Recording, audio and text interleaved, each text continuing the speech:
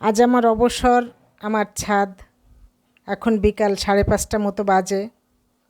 দুপুরের দিকে বৃষ্টি হয়ে গেছে। আকাশটা খুব সুন্দর। সূর্য অস্ত যেতে চলেছে।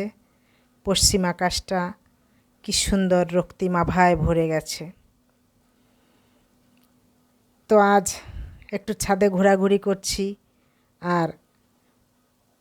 আর এই অবসরে আমি যে কবিতাটা বলবো, কবি রবীন্দ্রনাথ ঠাকুরের নির্ঝরের স্বপ্নভঙ্গ কবিতার দ্বিতীয় স্তবক।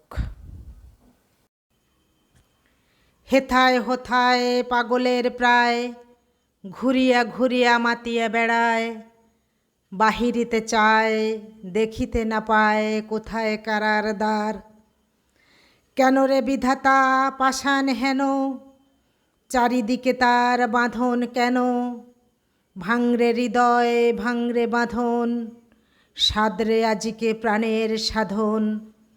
লহরীর পরে লহরী তুলিয়া, আঘাতের পরে আঘাত কর।